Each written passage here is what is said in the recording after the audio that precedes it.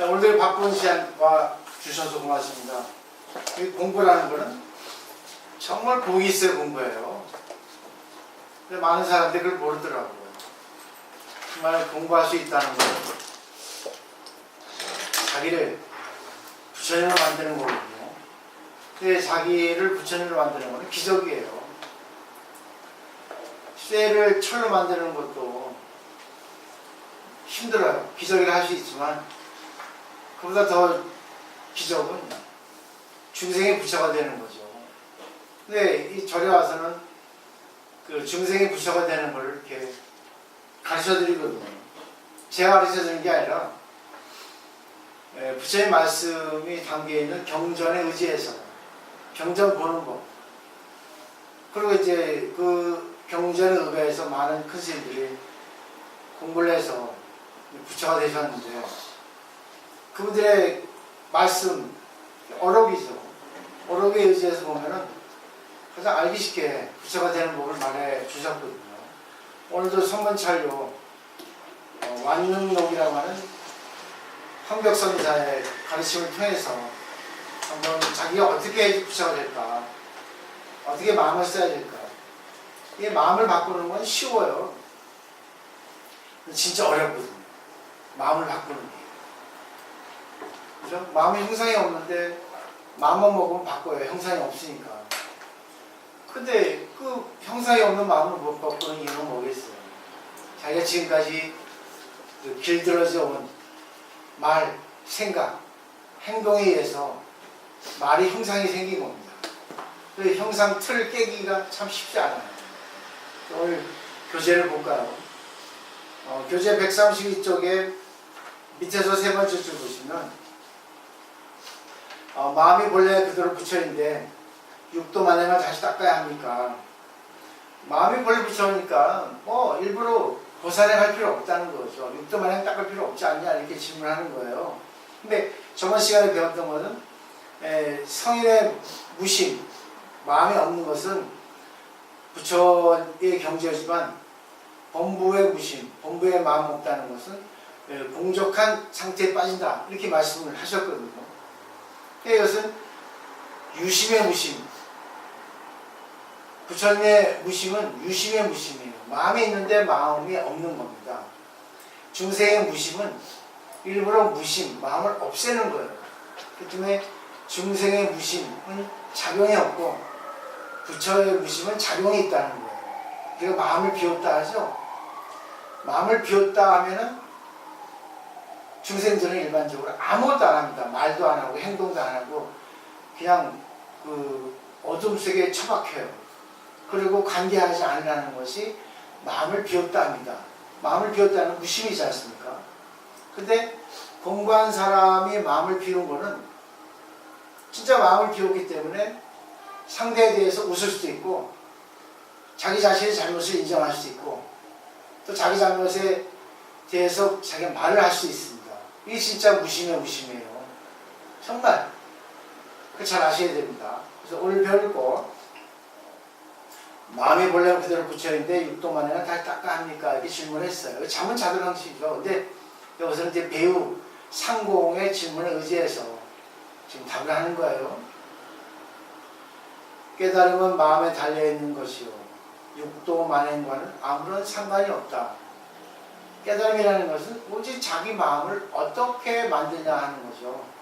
그래서 육도 만행. 근데 우리는 거꾸로 육도 만행을 하면 깨달을 수 있다 하거든요. 거꾸로 생각하는데 깨달을 수 있어요.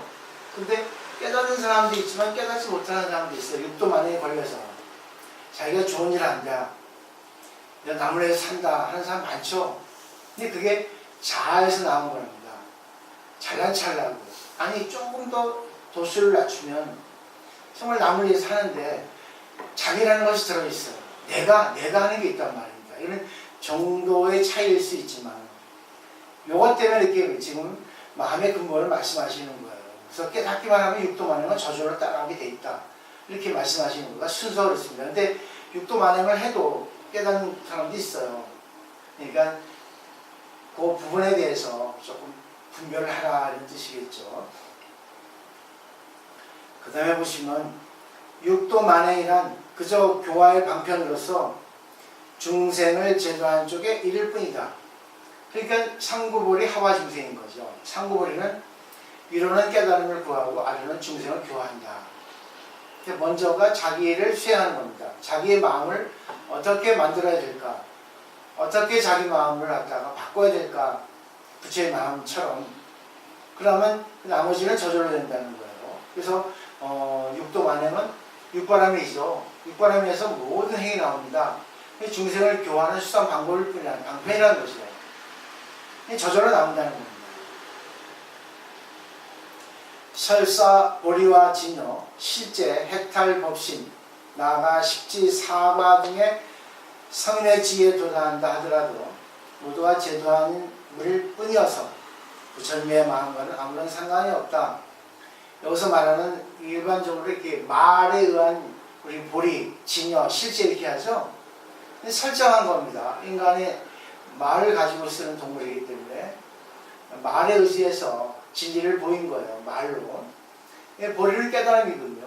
진여는 말 그대로 진실하고 동등하고, 그러니까 부처님을 진리를 따르만 한 거고, 실제라고 하는 것도 이 세상의 실제가 무엇인가? 결국은 다 진여 보리거든요. 해탈이라는 것도 마음의 속박, 마음의 자유죠. 법신이라는 것도 우주의 진리를 자기 몸으로 가져와서 자기 몸과 하나가 된 것을 법신이라 하죠. 그리고 나아가서 십지라는 것은 보살 십지예요. 이것도 보살행을 하다 보면 10가지 단계를 통과해서 마지막 십지에 올라가는 거고요. 사과라는 것도 4가지 결과인데 소승사과입니다. 수다원, 사다원, 아라함. 전부 이것은 중생의 습관성에 의지해서, 중생의 개념에 의지해서 이게 말을 만든 거거든요. 근데 이런 것에, 이런 수행 방법에 의지해서 성의 지혜에 도달한다 하더라도 말씀하셨죠. 근데 이것은 모두가 제도하는 물불이라는 거죠. 상대를 제도하고 또 상대가 또 다른 상대를 제도하는 하나의 방법론. 자기가 등산을 하면 등산에 대해서 어떻게 해야 되는가 하는 것에 대한 또 방법이 있죠. 올라가는 방법. 근데 그거는 그 사람을 등산에 대해서 통달하게 하는 그런 방편이다 그러죠. 근데 원래는 등산이라는 거는 방편이 없다. 자기가 그냥 저절로 올라가게 돼 있다. 그 때문에 산에 올라가는 데에는 방법이 여러 가지, 이론이 여러 가지 있지만 원래는 그것은 그냥 올라가는 것일 뿐이다. 거기에 지위, 어떤 방법, 단계 이렇게 얘기하지만 그것은 결국 그 사람의 입장에 의해서 그 사람의 어떤 몸 상태, 체력 상태, 욕망, 그 사람의 어떤 여러 가지 하고자 하는 모든 것들에 의해서 말했을 뿐이지 부처하고는 관계 없다 그러죠. 그죠? 부처님 마음과는 아무런 상관이 없다 했죠. 마음이 곧 부드러워 부처이니 온갖 제도하는 법문 가운데서 부처님의 마음이 으뜸이다. 그러니까 여기서 우리는 부처님의 마음이라는 것을 찾아야 된다는 거예요. 겸한생산이 번뇌니 하는 따위의 마음만 없으면 보리 등의 법을 쓸 필요가 없다. 그러므로 이르기를 부처님께서 말씀하신 모든 법은 나의 모든 마음을 제도하시기 위한 것이다. 나에게 모든 마음이 없거니 모든 법을 어디에 쓰겠는가 라고 하였다 했어요. 그죠? 근데 우리는 마음이 여러 가지 있죠. 비열한 마음, 이간질하는 마음, 불평하는 마음, 질투하는 마음 있죠. 그런 마음이 있기 때문에 부처님은 그것에 상대해서 그것을 치료하기 위해서 이런저런 방편의 말을 썼다는 말입니다. 우리 몸을 치료해도 그러지 않습니까? 근데 여기서 부처님의 마음이라는 것은 으뜸이라 했죠. 그런데 딱 단적으로 말씀하셨어요. 생사니 번뇌니 하는 따위 마음은 없으면. 생사 번뇌. 생사는 태어나고 죽는 겁니다. 아니, 생기고 없어지는 거예요. 번뇌는 뭐겠어요? 내 마음을 번거롭게 하고 내 마음을 내롭게 피곤하게 합니다. 내 마음이 그냥 왔다 갔다 해가지고 갈피를 잡을 수 없는 마음이 번뇌입니다. 그것은 왜 생기겠어요? 내가 하고 싶은 대로 하고 싶은데 하고 싶은 대로 안 되고 상대가 내 마음대로 안 되니까 번뇌가 생기죠. 생사도 말은 다른데 같은 내용이에요. 그러니까 어떤 인연이 있어서 인연에서 여러 가지 좋은 마음, 나쁜 마음 나오죠. 그래서 그 마음만 없으면 된다는 거예요. 근데 여기서 부처님의 마음은 잘 보세요. 공기 같습니다. 공기는 보세요. 어디에 없는 곳이 없어요. 우리 몸 안에도 공기가 있죠. 공기가 없는 곳이 있을까요? 근데 공기가 있는 장소에 의해서 매연이다. 이것은 진짜 맑은 공기다. 더운 공기다. 이거는 왠지 냄새가 이상하게 나는 공기다. 돼 있죠. 근데 그런 여러 가지 공기의 이름이 붙여졌지만 그냥 공기일 뿐이에요. 공기는 생기지도 않고 없어지지도 않아요. 근데 우리의 입장에서는 공기가 생기기도 하고 없어지기도 합니다. 왜? 우리가 공기를 갖다가 흡입하죠.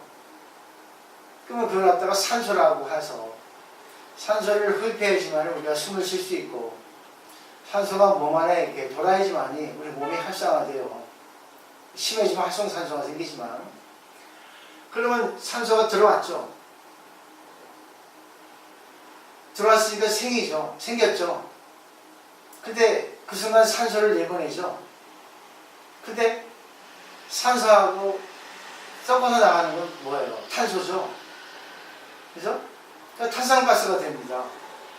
없어졌죠. 내 몸에 산소가 들어왔다가 내 몸에 그 높이 보낸 탄산가스하고 섞여가지고 밖으로 나갔죠. 없어졌죠. 그게 생사예요. 근데 공기 자체는 생사가 없거든요. 그러니까 모든 것은 다 평등하게 주는데 어제 말씀하셨죠. 비를 평등하게 내리는데 부처님이 신이 근데 비를 맞는 것은 그 사람의 근기에 따라서 비를 맞고 그 사람의 어떤 그 역량, 그 사람의 종류에 따라서 성장을 합니다. 그래서 소가 비를 마시면 물을 먹으면 우유가 되고 뱀이 물을 먹으면 독이 되죠. 똑같이 가르침을 들어도 어떤 사람은 얄팍해지고 어떤 사람은 현명해지고 지혜로워져요. 왜 그러겠어요? 차별이라는 게 있다는 거예요. 그래서 여기서 생산이 번뇌라는 것이 원래 없는데 생산이 번뇌라는 것이 자기 입장에 있어 생기는 겁니다. 이것을 알아야 되는 거죠. 그러니까 앞에서 말했던 부처님은 무심인데 중생의 무심하고 같지 않다는 거예요. 그러니까 부처님의 무심은 생사, 그러니까 생멸, 같은 말이거든요. 생멸도 생사와 같은 말 한자인데 생멸한다는 것은 변화한다는 거거든요. 근데 반야신교에 불생불멸이라 하죠. 생기지도 않고 없어지지 않는다 했죠. 변화하지 않는다 했죠. 공기는 변화하지 않죠. 근데 공기를 쓰는 우리는 변화시키죠. 그러니까 그게 뭐예요? 변화하면서 변화하지 않는 그도를 알라. 거기서 나한테 좋은 것만 받지 말고 나한테 나쁜 것도 받아들이라는 거죠. 어제 얘기했지만 사람은 그래요. 자기에게 있어서 자기에게 안 좋은 건 못 받아요. 그게 바로 생사입니다. 근데 나는 받아들이거든요.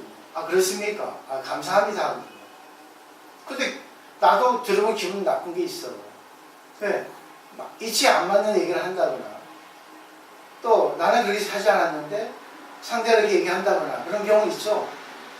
그게 바로 생사죠. 생멸이죠. 근데 나는 그래요. 그래. 그 사람의 말이지. 그 사람의 말을 통해서 내가 그렇구나.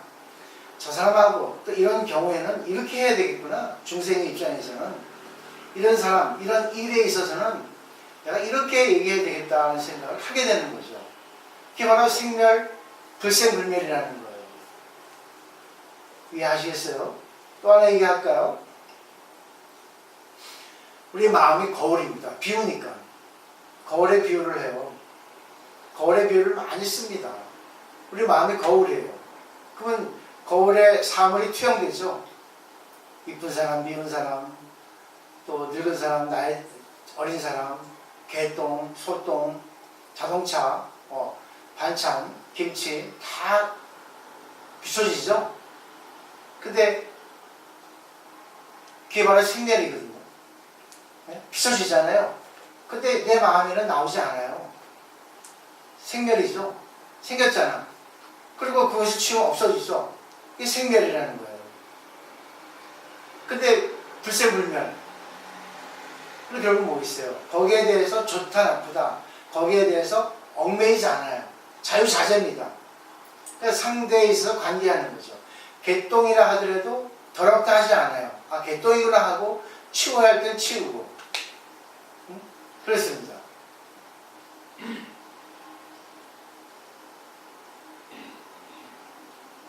어저께 우리 그 셋이서 멋있게 얘기했잖아요. 근데 보사님들 먼저 바빠서 가신다 해서 제가 설거지 내가 할 테니까 놔두고 가라 했잖아요.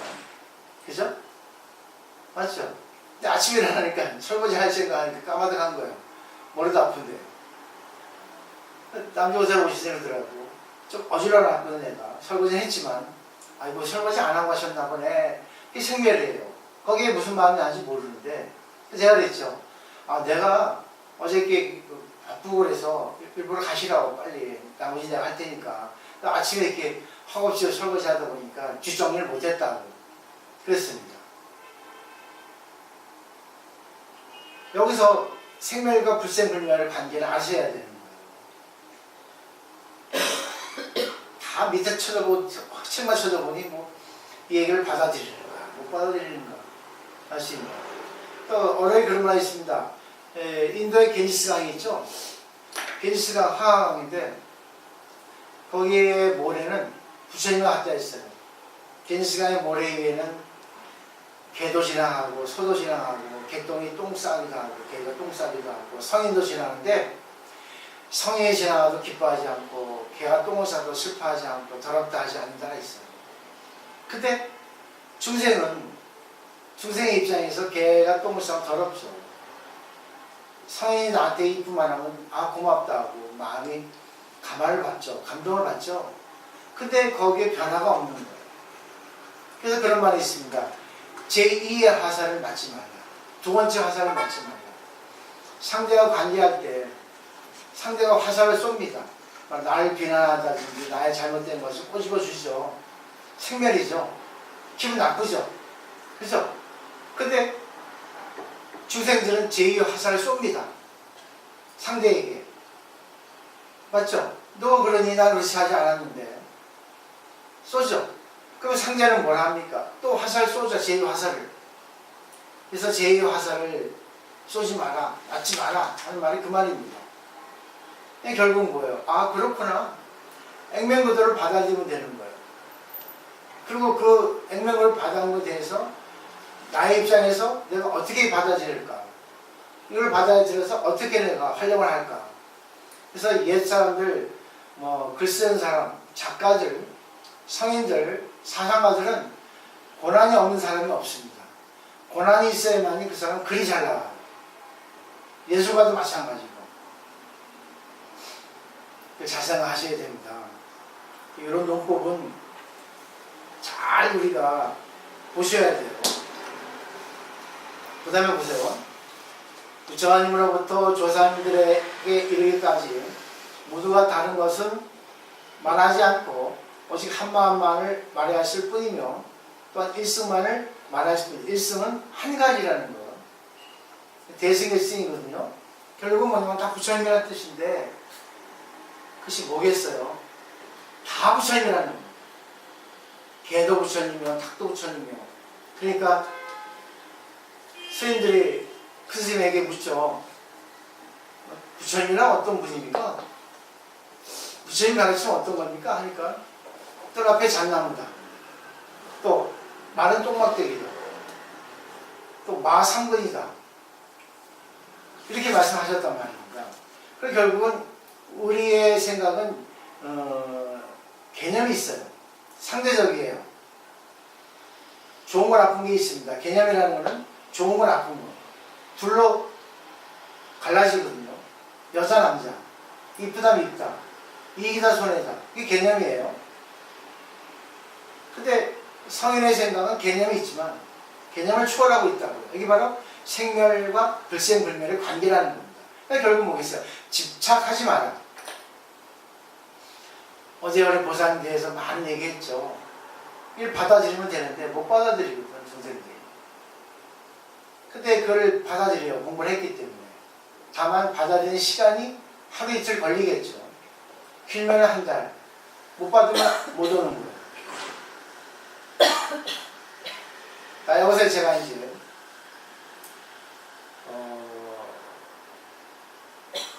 옛날 그 부처님의 가르침이 들어있는 옛날 부처님이 전생에 대해서 모아놓은 자타카라고 하는 불교 문학이 있습니다. 이 말씀 드리면서 한번 생각을 해보세요. 부처는 작용이 없는 게 아닙니다. 그러니까 부처라는 마음을 딱 알기만 하면 작용은 저절로 나와요. 왜? 중생이 불쌍해서. 그래서 그걸 방편 쓰는 거예요. 근데 또 거기다 또 뭐 이 토를 달아요. 그럼 어떻게 하겠어요? 그 사람은 구제하기 쉽지 않아요. 제일 구제하기 어려운 사람이 머리 빠른 사람이에요. 머리가 너무 잘 돌아가는 사람은 구제하기 어렵다 합니다. 그리고 너무 영악하게 살아가는 사람들은 구제하기 어려워. 시간이 많이 걸려요. 그리고 자기 자신이 인정하지 않고 자기를 잘 보이려 하는 사람 특히 더 구제하기 어렵습니다. 제일 구제하기 쉬운 사람이 누군지 아세요? 솔직한 사람이에요. 인정이 빠른 사람. 승질이 뭐 같은 사람이 제도하기 빨라요. 왜? 승질이 뭐 같은 사람은 자기가 어떤 일에 대해서 분명히 하려 하거든요. 애살이 있거든. 근데 그것이 자기가 잘못되지 않았다고 생각하는데 불교를 공부하고 성이라 같이 공부하다 보면 이게 잘못된 거는 알죠. 그럼 순간 바꿔버려요.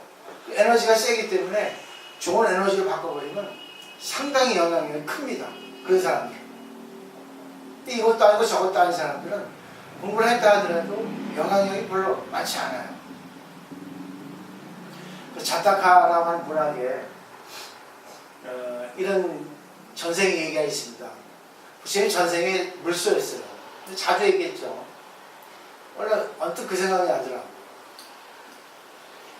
근데 심술꾸러기 원숭이가 있었어요. 이 원숭이가 물가에 와가지고 물속 꼬리를 잡아 당기고 막 흔들고 했습니다. 어제 제가 랑스 꼬리만 흔들 때 내 옆에 앉는데 내가 좀 못살게 굴면 쟤는 내 옆에 안 도망가. 잘해주면 못 펴고. 똑같아요, 동물이랑 인간이랑. 근데 동물하고 인간은 다른 점은 인간은 종교심이 있고 동물은 종교심이 없다는 거예요. 근데 또 그것도 성이 안 찼는지 물속에 올라가가지고 쿵쿵쿵쿵 뛰고 모진까지 싸고 그랬습니다. 그래도 그 물소는 가만히 있어요. 그래서 옆에 있는 나무신이 묻죠. 아, 물소 왜 이렇게 참고 있습니까? 혼내주죠 하니까 물소는 나는 그 정도 꽃은 참을 수 있습니다. 아무런 나한테 영향을 주지 못합니다 했어요. 전생의 부처님이에요. 근데 며칠 뒤에 물소는 다 똑같잖아요. 그 얘 못된 원숭이가 와가지고 또 물속 꼬리를 잡아 당기고 또 물속 등에 올라타가지고 쿵쿵 뛰고 또 뭐예요? 오줌싸고 그랬어요. 근데 현재 오늘의 물소는 며칠 전의 물소가 아니에요. 승질 못된 물소입니다. 그래서 물소가 밟아 죽여버렸어요. 원숭이를. 그래서 상대가 주는 미혹, 상대가 주는 불편, 상대가 주는 안 좋은 것은 참아야 되는 것이 부처님이에요. 무심이니까. 근데 다시 하나 해보세요. 참는 것만 가지고는 가엾은 원숭이가 죽었잖아요. 그죠? 왜? 그 상대방 업은 바꾸기가 어려워요. 여기서 한번 잘 생각해보세요. 우리가 길을 가다 보면 정말 인간 같지 않은 사람이 많습니다. 아유, 저런 사람들 참 어떻게 이렇게 살 수 있을까? 법의 적용을 받든지 좀 안 좋은 일 당해나는 생각도 하게 되죠. 근데 그 순간 또 불교인이니까 아니 내가 잘못 생각이지. 저 사람 뭐 저 사람 나름대로 담당 많이 하겠지. 경찰 많이 하거나 행정 많이 하겠지. 벌 주겠지. 하지 않습니까? 근데 이것은 일반적인 생각이에요. 자기 가족이 된다면 내가 정말 사랑하는 사람이라면 얘기 안 하면 되겠습니까? 네? 그 원숭이에게 그 전생의 부처님이 그렇게 하면 안 된다. 남에게 폐를 끼치고 남에게 힘들게 하는 거니까 나는 참을 수 있지만 앞으로 그러면 다른 때 다른 짐승에게 죽임을 당할 수 있다. 이런 말 한마디라도 아니면 뭐예요? 좀 세게 억양을 높여서 하더라도 상대의 따끔한 충고를 해줘야 되지 않을까? 일깨워줘야 되지 않을까? 식구라면 나는 그래서 그러는 거예요. 내가 좋아하는 사람을 해요. 그 사람은 정말 내가 사랑하니까 당신 그거 안 좋아요. 얘기하는 거예요. 못 받아. 또 받은 사람은 지금 이렇게 귀중한 사람 나한테 10명이 있는 거예요. 그러니까 나머지는 못 받아. 부처님이 그랬어요. 알고 짓는 죄가 크냐 모르고 짓는 죄가 크냐 했어요. 모르고 짓는 죄가 큽니다. 모르고 짓는 죄는 그 전에 이제 부처님 답이 그랬어요. 뜨거운 쇠붙이가 있는데 알고 짓는 것이 화상을 입나 많이 모르고 짚는 것이 화상을 많이 입나 그랬어요. 알고 짚으면 살짝 짚죠. 근데 뜨거운 쇠붙이라고 모르고 짚으면 덥석 짚잖아요. 손 다 됩니다. 근데 모르고 짚는 죄는 이거 힘들어요. 왜? 모르기 때문에 자기가 옳기 때문에 계속 하는 거예요. 이게 바로 부처님의 무심입니다. 왜? 이 세상은 부처님이 세상에 따로 있는 게 아니거든요. 이 세상이 부처님이 세상이거든요.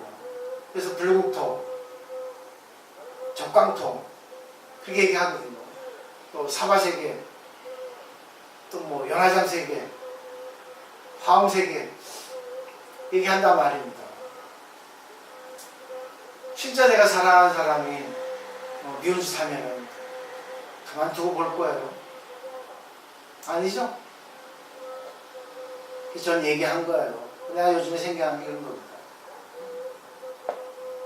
그걸 좀 얘기해 줘야 되겠다, 이제는. 방편보다는. 좀 방편을 빨리 써야 되겠다. 근데 너무 봐주고 하다가 공부를 아무리 해도 이 사람들이 착각하는 거예요. 중생들이. 착각병을 가지고 있더라고요. 자기가 잘하는 줄 알고. 이치가 틀린데도 맞다고 착각하더라고요. 그러다 보니까 그게 관철되지 않을 때는 상대방 욕을 하고 기분 나빠하고 또 공부 안 하게 되고 물론 그건 처음에 얘기해도 못 받아요. 그거는 받을 수가 없습니다. 왜? 잘나서 잘나셔야 되는데 잘나차게 놔둬야지 방편으로. 근데 그게 공부되면 안 하는데 공부가 된 것 같은데 진실로 공부가 자기 것이 안 되니까 계속 하는 거예요.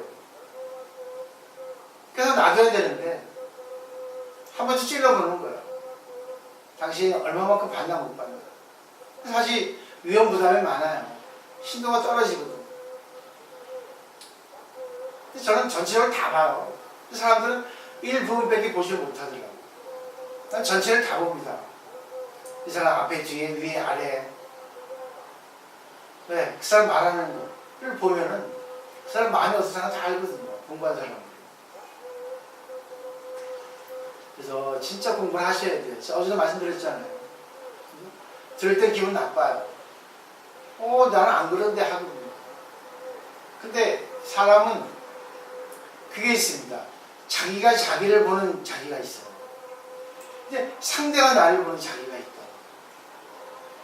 항상 생각할 때 내 자신을 생각하지 말고 상대가 나를 어떻게 할까 한 번 더 좀 생각하셔야 돼요.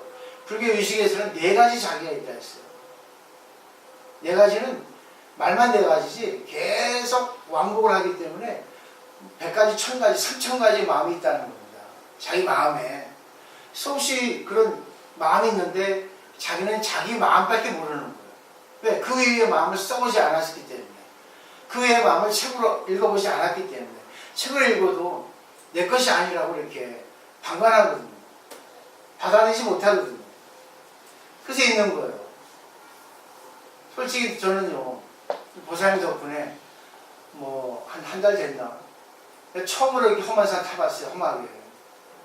옛날에 안 그랬지만 근래 그래서 한 2, 3년 사이로 처음 그런 산을 타니까 내가 올라갈 때는 다음에 다시 오나 봐라 내가. 어디 가면 뒤에 모서리 지금 등산 계속 하실 거예요 그러잖아. 네, 틀림없이 안 할 것 같으니까 할 거야 나. 너무 힘든데 그 세계를 맛보니까 힘들어도 내 가능성이 보이더라고.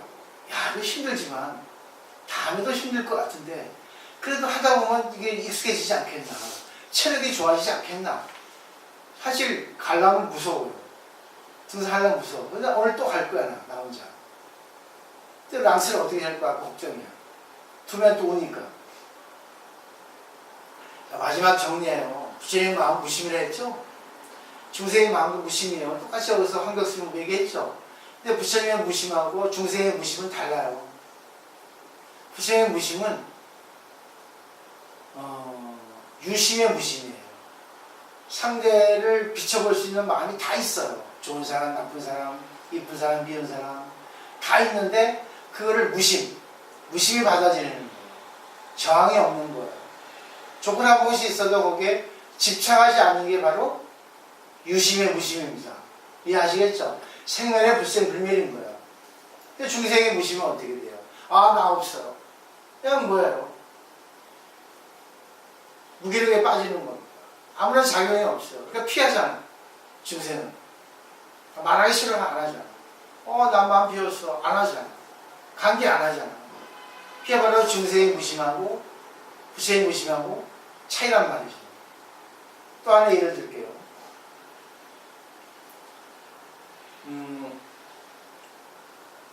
큰 스님이, 중국의 큰 스님이 뜰 앞에 소나무를 가리키고 저 소나무를 보라.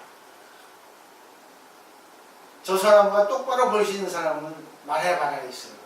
소나무가 이게 구부러진 소나무예요. 많잖아요. 똑바로 쓴 소나무는 거의 없잖아. 똑바로 보일 수 있는 사람, 똑바로 보이는 사람, 똑바로 볼 수 있는 사람은 얘기해봐라. 저 소나무에 대해서. 어떻게 얘기하겠어요? 굽어진 소나무입니다. 이게 똑바로 보는 거예요. 굽어진 소나무죠. 세상의 입장에 있어서, 세상의 개념에 있어서. 굽어졌죠? 굽어진 소나무가 똑바로 보입니다. 굽어진 소나무는 굽어진 소나무입니다. 옛날에 또 일본 스님이에요. 일슈 스님이라고 제가 존경하는 스님인데 괴짜입니다. 삼복이라는 사람이 법관을 했어요. 스님, 저 법관을 합시다. 해보자. 제가 주문을 잘 외우는데 지금 개가 짖고 있지 않습니까? 내가 주문을 위해서 개를 짖지 않게 하겠습니다. 그래 봐라. 수리수리 숭구리 수리수리 마수리 해가지고 심리장 대단을 하는 거예요. 근데 걔가 안 짖기는 거는 더 짖죠. 이상한 소리 하니까. 그때 일후 선사가 오리 자기가 가지고 있는 주먹밥을 주는 거예요. 꼬리 살살살 흔들면서 딱 뭐예요? 주먹밥을 집어먹는 거예요. 두 번째예요. 나뭇가지에 불을 붙여놓고 이 불을 내가 주문을 외워서 끄겠습니다. 숭구리 당걸 해가지고 신묘장구 대자르니 술시 마수리 한 거예요. 안 꺼져. 그러니까 이루스님이 딱 그 꽈리 꽃을 꺼내더니 오줌을 넣는 거예요. 쉬 하고 불이 꺼져버렸어요. 이게 바로 진리예요. 그때 따라서 세상에 지금까지 한 거에 대해 가지고 그냥 평범함의 진리가 있다는 겁니다. 단순한 것. 다만 그거를 우리가 그때 따라서 너무 심격화시키지 않고 신비화시키지 않고 그냥 일상에서 내가 간단하게 상대도 좋고 나도 좋고 할 수 있는 그것이 바로 부처님의 마음이라는 거죠. 어느 날 부처님이 강가에 도달했어요. 근데 어느 수행자가 아주 초췌한 피곤해 보이는 수행자가 딱 수행을 하고 있어요. 참선을. 그래서 아이고 수행자시군요. 어느 정도 수행을 하셨습니까? 그러니까 25년만 했다는 거죠. 아, 대단하십니다. 25년간 수행해서 얻을 수 있는 게 무엇입니까? 물 위를 걸어갈 수 있습니다. 부처님 그 말씀 들으시고 25년 수행해서 물이 걸러가려고 그렇게 긴 시간 하셨습니까? 뱃상만 있으면 배 타고 건너가면 될 것을.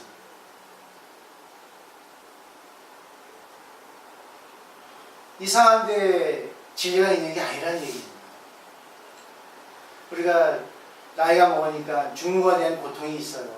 죽는 것에 대한 불안이 있습니다. 또 미래의 세계에 대해서는 어떤 불안, 보이지 않으니까 있어요. 그 고통을 없애려고 참선을 한들 안 돼요.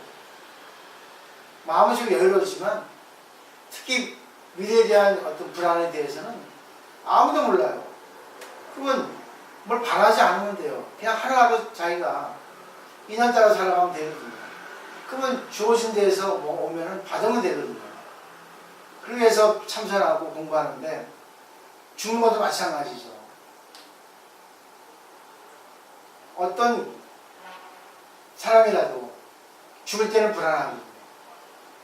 왜? 가보지 않은 미지의 세계이기 때문에. 그럼 우리는 어떻게 돼요? 불안하다는 거 알고 불안하면서 죽으면 되는 거예요. 간단한 거 가지고 뭐하러 이렇게 그거 하나 하려고 하냐 그러죠. 그러니까 공부는 공부 자체를 즐겨야지 공부를 해서 뭘 바라고 하면 안 된다는 거예요. 그래서 저는 그러잖아요. 산책하듯이 공부를 하고 조깅하듯이 공부하지 말라. 산책은 자기가 자기 몸을 혹사시키지 않잖아요. 조깅은 혹사시키잖아. 건강을 바라잖아. 건강한 것이 결과로 나타나지 않으면 불평이 나오거든. 그럼 건강하려고 조깅했는데 뭐 건강해도 되지만 건강이 안 나오면 있지 않습니까? 조깅은 부정합니다. 그냥 조깅 자체를 즐겨야 되는 거예요. 등산도 마찬가지예요. 내 자체를 즐기는 거야. 내가 할 수 있는 것 자체. 자기가 할 수 있는 것에 대해서 이게 좋잖아 하면 되는 거야. 거기서 뭘 바랄 필요가 없다는 거야. 목표를 설정해야죠. 목표 설정하고 그걸 하게 가지만 그것이 갖다가 달성하지 않아도 거기에 대해서 뭐 대가가 없다 하더라도 그냥 즐기는 거예요. 나에게 주어진 모든 것에 대해서. 오늘 공부는 이 부처님의 무심이라는 게 바로 그런 겁니다. 여기까지 하는데 결국 많은 분들이 이걸 깨달았어요. 근데 여기 내용에 보면은 보살님은 나오지 않지만 이 마음만 깨달으면 중생이 불쌍해 보입니다. 근데 불쌍해 보이니까 그걸 알려주려고 해요. 이렇게 살면 안 됩니다. 이렇게 살면 행복이 안 찾아와요. 좀 마음 바꾸셔야 됩니다. 이렇게 얘기해 주는 걸 안 듣고 번뇌를 더 키우잖아 자기들이. 이치에 맞추지 않는 걸 갖다 주장하고 그것이 자기가 어떤 거야. 달성되지 않으면 상대가 들어오지 않으면 불평불만하잖아. 오직 자기밖에 모르거든. 상대 생각은 조금도 안 하는 거예요. 자, 여기서 생각해 보세요. 나에게 소중한 사람 많죠? 그러면 나에게 소중한 사람이라면 조금 얘기할 거 얘기하고 근데 얘기할 때는 힘들어요. 나도 어저께 쓴소리 했지만 하고 나가지고 그 뒤에 충격이 더 커. 괜히 얘기했나. 내 마음이 아픈데. 근데 또 하나의 생각이 있어요. 이거 안 하면 성장이 없거든, 상대방은. 나도 힘들고 상대도 힘들어요. 그게 자비심 아니겠어요? 그죠? 세상에 세상 살아가는 법이 있다고요. 웃는 법이 있고, 말하는 법이 있고, 또 말하지 않는 법이 있고, 관계하는 법이 있다고.